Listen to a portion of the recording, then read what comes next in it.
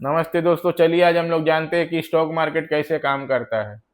देखिए, stock market काम करता है, हम लोग का एक कंपनी, वहाँ पे कोई भी कंपनी लिस्ट रहता है।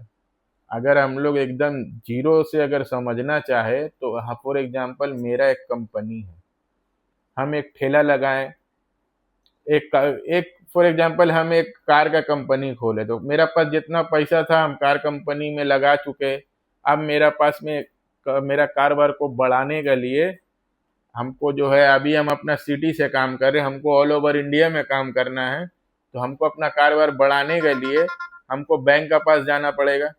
तो बैंक से लोन लेके हम जो है अपना कारोबार बढ़ाया, कुछ दिन चला, फिर हमको और एक्सपेंशन करना और कारोबार को बढ़ाना है। हमको एक सिटी से दूसरा सिटी गया, हमको और भी सिटीज में जाके हमको एक्सपेंशन करना, तो उसके लिए और पैसा चाहिए। तो हम लोग का एंजल इन्वेस्टर है, वेंचर कैपिटल है, वो लोग का पास में गए, वो लोग से पैसा उठाए, वो लोग का पास में जाके अपना 10% शेयर जो है डायलूट किया हम अपना। तो बैंक्स में तो आपको ईएमआई देना पड़ता है, इंटरेस्ट देना पड़ता है। जब वो लोग का पास जाइएगा ना, तो वो लोग आप लोग से इक्विटी मांगेगा, शेयर मांगेगा। आप जब शार्क टैंक देखिएगा ना, तो आपको पूरा मालूम हो कि हमको 5% में इतना इतना इक्विटी दे दीजिए, 2%, 2 करोड़ में इतना इक्विटी दे दीजिए, 5 लाख में इतना इक्विटी ले लीजिए, इतना हिस्सा। तो एक तो हिस्सा मांगता है कि अपना कंपनी जब तुम्हारा हिस्सा है, वो सबको बोलता है वेंचर कैपिटल, एंजल इन्वेस्टर, हिस्सा मांगते। तो हमारा 100, मेरा पास में 1 करोड़ था, हम 1 करोड़ अपना धंधा में लगाया, 10 करोड़ बैंक से लिया, 11 करोड़ अपना बिजनेस को किया फॉर एग्जाम्पल।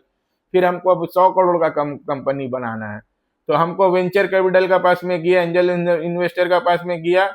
वहां पे जाने का बाद में जैसा शार्क टैंक में सब बैठे रहते, 10%, 12%, 5%, जैसा अपने इक्विटी अपना कंपनी का वैल्यूएशन है, वो सब सेल्स वगैरह जैसा होता है, मेरा कंपनी का प्रॉफिट होता है ना, वो हिसाब से वो लोग वैल्यूएशन करके मेरा कंपनी का वैल्यू वैल्यू करते हैं कि मेरा कंपनी 50 करोड़ वैल्यू है ना, 50 लाख वैल्यू है ना, 10 लाख वैल्यू है। तो हिसाब से वो लोग वैल्यू करता है।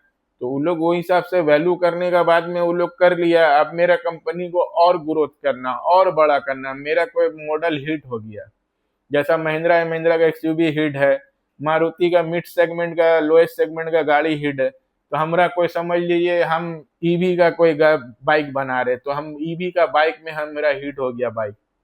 तो हम 100 बाइक बेचते थे, अब हमको 1000 बाइक बेचना है, 1 लाख बाइक बेचना है। तो वेंचर कैपिटल वगैरह उतना बड़ा 10 हजार 5 हजार करोड़ का तो फंडिंग करेगा नहीं। वो लोग 100, 200, 500, 1000 करोड़ का फंडिंग करता है। अब हमको 10 हजार, 20 हजार, 50 हजार करोड़ का कम फंडिंग करना है, तो हमको जाने पड़ेगा स्टॉक मार्केट में। स्टॉक मार्केट से पब्लिक से पैसा उठाना पड़ेगा, तो हमारा प्राइवेट लिमिटेड कंपनी से पब्लिक लिमिटेड कंपनी बन जाएगा। 10 करोड़, 20 करोड़ का, 100 करोड़ का धंधा कर रहे थे तो बैंक से मेरा काम बन जाता था। जब हम 1000 करोड़ का, 10 हजार करोड़, 20 हजार करोड़, अच्छा ये लोग को तो आप बैंक से अगर 1000 करोड़ रुपया उठाए, तो उतना बड़ा तो अभी मेरा सेल नहीं है, या उतना बड़ा रिस्क तो हम लेंगे नहीं कि अगर उतना ईएमआई हमको देना पड़ेगा, उतना इंटरेस्ट देना पड़ेगा। तो मेरा एक्सपेंशन हम पहले करेंगे। तो सबसे आसान तरीका है बिना इंटरेस्ट का पैसा उठाने का, आप जाके अपना कंपनी को लीज कर लीजिए। उसका एक क्राइटेरिया रहता है कि इतना सेल होना चाहिए, इतना प्रॉफिट होना चाहिए, इतना जो है दिन पुराना कंपनी रहना चाहिए। वो सबको अगर मीट करेगा ना, तो आप एक जो है बैंक, इन्वेस्टमेंट बैंकर से, जो बैंकर वगैरह रहता है, जो शेयर्स वगैरह जो है कम स्टॉक एक्सचेंज में लिस्ट करवाता है, वो लोग से जो है जाके कांटेक्ट करने से 5-7 करोड़ रुपया खर्चा होता है, आपका कंपनी जो है शेयर मार्केट में लिस्ट हो जाता है। तो कंपनी जब लिस्ट होता है ना, तो 100, 200, 500 रुपया एक तो शेयर का दाम हम रखेंगे, मेरा मर्जी, हम जितना रखेंगे, हम ज्यादा भी नहीं रख सकते। ज्यादा रखेंगे तो मेरा कोई शेयर्स खरीदेगा भी नहीं। तो हम एक तो कंपनी का, फॉर एग्जाम्पल मेरा पास में 90%, 80% इक्विटी है मेरा कंपनी की हिस्सेदारी, बाकी 10% बैंक में दे, आपका वेंचर कैपिटल को दे दिया, 5% एंजल इन्वेस्टर को दे दिया, या 10% दे दिया, तो 80% है। तो हम सोच रहे 20% और हम जो है कंपनी को डायलूट करके हम 5 हजार, 2 हजार, 10 हजार करोड़ जितना भी उठाना रहेगा हम उठाएंगे। मेरा कंपनी का वैल्यूएशन लगाएगा वो लोग, आपका इन्वेस्टमेंट बैंकर लोग, मर्चेंट बैंकर लोग, मेरा कंपनी का वैल्यूएशन लगाएगा मर्चेंट बैंकर लोग। उसका बाद में लगाने का बाद में वो मेरा कंपनी का वैल्यू होगा, फिर उसका जो है क्राइटेरिया है, सेबी का पास जाना पड़ेगा। जो स्टॉक एक्सचेंज रहता है ना, उसका एक जो है आपका रेगुलेटर है, जैसा गवर्नमेंट ऑफ इंडिया पैसा का जो आरबीआई रेगुलेटर है ना, तो वैसी स्टॉक्स का रेगुलेटर होता है सेबी, समझे, सेबी रहता है। तो उसका जो है रेगुलेटर सेबी वगैरह देखेगा, सब जानेगा समझेगा। जब हम एप्लीकेशन फाइल करेंगे ना सेबी को कि मेरा स्टॉक जो है हमको लिस्ट करवाना है, मेरा कंपनी का शेयर हम डायलूट करेंगे, बांटेंगे पब्लिक को, हम पैसा उठाएंगे, तो पूरा जो है मर्चेंट बैंकर लोग मेरा प्रोफाइल पूरा रेडी करेगा, मेरा सेल्स कितना है, तो ये कितना है, तो पूरा डीआरएसपी एक तो बनाएगा, उसमें पूरा सब कुछ लिखा रहता है कि कितना साल पुराना कंपनी है, कौन फाउंडर है, कौन कौन डायरेक्टर है, कोई सा कंपनी कहाँ पे हेड ऑफिस है, कहाँ पे ही है, पूरा कंपनी का डिटेल दे के एप्लीकेशन फाइल करके सेबी में हम कितना परसेंट हिस्सा दे रहे हैं, कितना परसेंट मेरा पास रिमेनिंग रह रहा है, हर कुछ डिटेल जो है दे के हम कंपनी को जाके लिस्ट करवाने के लिए अप्लाई करेंगे। अगर वहां से अगर पास हो गया तो मेरा कंपनी जाके stock exchange, Bombay stock exchange या पहला वीडियो में हम बोले थे या नेशनल स्टॉक एक्सचेंज, दोनों में जाके, कोई दोनों में किसी में भी जा, दोनों में लिस्ट होगा। आपको जो है एक भाव रहेगा 100 रुपया, 200 रुपया, उसमें भाव में भी एक लॉट रहेगा कि 20 का लॉट, 30 का लॉट, 100 का। अगर 100 रुपये का हिसाब से 150 शेयर का तो 15,000 हो गया। 1,000 का हिसाब से अगर 10 शेयर, 15 शेयर, तो 15, 20,000, 30,000 अपना पब्लिक के लिए अलग रहता है और इंस्टीट्यूशनल इन्वेस्टर के लिए अलग रहता है। वो लोग का कैटेगरी अलग। इंस्टीट्यूशनल इन्वेस्टर कौन हो गया? जो हम लोग म्यूचुअल फंड में पैसा डालते हैं, जो बड़ा बड़ा इन्वेस्टर लोग बड़ा बड़ा माल खरीदता है, बड़ा बड़ा जो ये रहता है, बैंक्स रहता है, इंस्टीट्यूशनल इन्वेस्टर लोग रहता है, वो लोग हो गया। तो वो लोग का अलग हिस्सा करने का ज्यादा पैसा का है, और हम लोग का छोटा छोटा पैसा रहेगा, 15, 20,000, 50,000, 1 लाख, 1.5 लाख तक। रिटेल निवेशक जो हम लोग का आम पब्लिक है उसको बोलता है रिटेल निवेशक, जो खुदरा खरीदारी करता है। और जो मोटा खरीदारी करता है, जैसा डिस्ट्रीब्यूटर लोग, जैसे हम लोग कोई भी काम में डिस्ट्रीब्यूटर रहता है, तो हो गया रिटेल इंस्टीट्यूशनल लोग। तो उसी हिसाब से 15,000, 20,000, 50,000 का एक तो लॉट बना देता है कंपनी लोग, इन्वेस्टमेंट बैंक, तेरा मर्चेंट बैंकर लोग, सेबी लोग सब बना लेता है कि इतना इतना रिटेल का लिए, इतना इतना इंस्टीट्यूशनल लोग का लिए।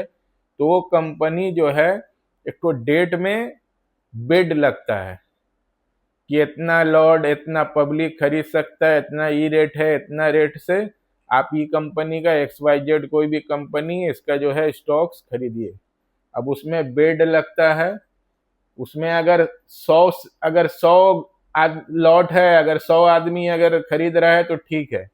अगर 100 लॉट को 500 आदमी खरीदने आ गया तो लॉटरी सिस्टम हो जाएगा कि 500 में किसको किसको मिलेगा, उसमें लॉटरी हो जाएगा। 100 एप्लीकेंट है, अब 500 एप्लीकेंट है, 100 ही लॉट है, मान है 100 ही लॉट है, धर लीजिए 1,00,000, 1,000 का 100 लॉट है, 1,00,000 शेयर है, शेयर तो 1,00,000 हो गया, 100 लॉट हो गया, लेकिन खरीदने वाला 1,000 आदमी आ गया। तो उसमें फिर लॉटरी सिस्टम करके जिसको जिसको अलॉटमेंट होता है, मिलता है, उसको दे के उसका 2-4 दिन का बाद में शेयर स्टॉक एक्सचेंज में लिस्ट होता है।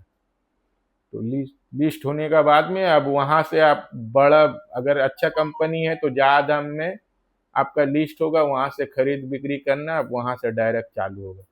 ये हो गया आपका इनिशियल पब्लिक ऑफरिंग, मतलब शुरुआती तौर का खरीदने का, जब तक का वहां पे ट्रेड नहीं हो रहा है, एक्सचेंज में ट्रेड होगा उससे पहले का ये चीज। ये क्या है? डायरेक्ट आप मालिक से खरीद रहे। अब वहां पे जब आप चल जाइएगा तो बाजार मंडी से खरीदिएगा। बात समझिए, एक किसान चावल उगा के ले आके मार्केट में बेचा, हम एक तो लेमन का हिसाब से बात करें, मार्केट में ले आके बेचा। अब हम लोग मोदी दुकान या बड़ा मॉल, शॉपिंग मॉल, इससे उससे खरीद रहे, मॉल से खरीद रहे, तो वहां 10 आदमी आ रहा, 10 आदमी बेचने वाला भी है। तो हम लोग डायरेक्ट जो है किसान से नहीं खरीदा। जब इनिशियल पब्लिक ऑफरिंग में जब हम लोग खरीद रहे तो डायरेक्ट किसान से खरीद रहे, जो उसको उगाया, जो उसका मालिक है, जिसका माल है। लेकिन जब स्टॉक एक्सचेंज में लिस्ट हो गया तो उसमें क्या है कि आम पब्लिक से अब माल खरीदने पड़ेगा, उसको अलॉटमेंट मिला। अब वो जो दिन लिस्ट हुआ, कंपनी जो दिन लिस्ट हुआ, तो उस दिन से अब वो जो है ट्रेड होना चालू हो गया स्टॉक एक्सचेंज में। ऊपर नीचे जैसा उसका डिमांड और सप्लाई रहेगा उस हिसाब से ऊपर नीचे वो जाएगा। अगर उसका माल कम है, डिमांड ज्यादा है, तो उसका अगर 100 रुपया में अगर वो माल खरीदा था ऑनर से, मालिक से, तो वो 120, 30, 50, 200, 300, 500 कोई भी रेट में एक्सचेंज में लिस्ट हो सकता है और उस हिसाब से बिक सकता है।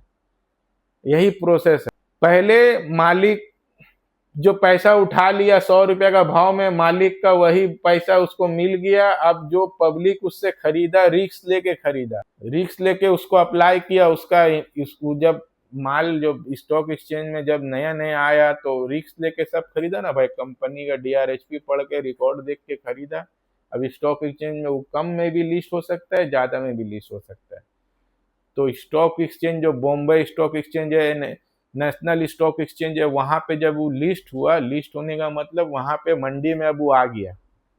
अब वो सौदा मंडी में आ गया। वो मंडी में दाम लगेगा कि अगर टमाटर का दाम अगर कम है, जैसा कभी कभी देखिएगा टमाटर का दाम आसमान छू जाता है, प्याज का दाम आसमान छू जाएगा, तो उस टाइम में डिमांड कम रहता है, डिमांड ज्यादा रहता है, सप्लाई कम रहता है। कभी कभी देखिएगा टमाटर 5 रुपया, 7 रुपया, 2 रुपया किलो हो जाएगा।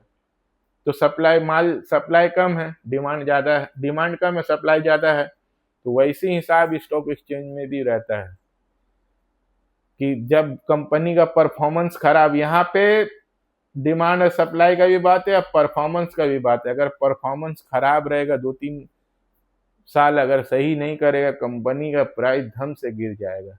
तो क्वार्टरली ट्रैक करते रहना पड़ेगा उसका रिजल्ट खरीदने के बाद। जब आप शुरुआती तौर में आप समझ लिए नया नया कंपनी को खरीदे हैं, तो वो स्टॉक एक्सचेंज के लिए एक नया होने वाला बच्चा है, नया पैदा, जैसे न्यू बॉर्न बेबी होता है ना, तो वैसे न्यू बॉर्न बेबी रहेगा स्टॉक एक्सचेंज के लिए।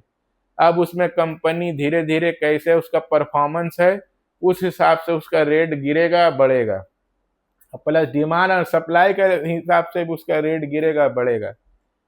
कंपनी को उसका बाद में जो बेचा है उसको ट्रैक करते रहने पड़ेगा। हर 3 महीना में ना वो एक तो अपना प्रॉफिट एंड लॉस का ना रिजल्ट देगा एक्सचेंज में। जो स्टॉक एक्सचेंज से जो आप माल खरीदते बेचते, बॉम्बे स्टॉक एक्सचेंज या नेशनल स्टॉक एक्सचेंज, वहां पे वो अपना परफॉर्मेंस का ना आपको जो है क्वार्टरली रिजल्ट देगा, कितना माल बेचा, कितना खरीदा, कितना में प्रॉफिट उसको हुआ। तो वही प्रॉफिट देख के कंपनी का अगर वैल्यूएशन गिरता बढ़ता है, डिमांड और सप्लाई से भी गिरता बढ़ता है।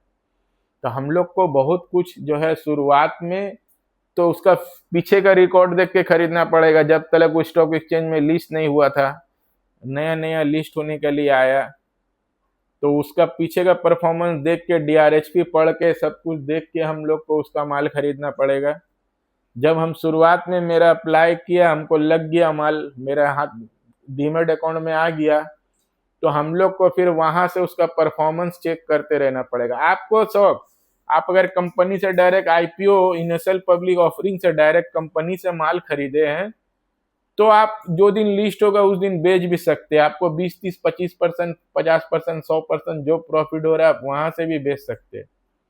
वो जो 1-2 हफ्ता आपका जो पैसा वहां पे फंसा, IPO में जो पैसा लगाए, 2-3 दिन उसका प्रोसेस चला, 3-4 दिन बाद जो कंपनी लिस्ट हुआ, तो आप जो है वहां से भी माल को बेच सकते हैं स्टॉक एक्सचेंज में।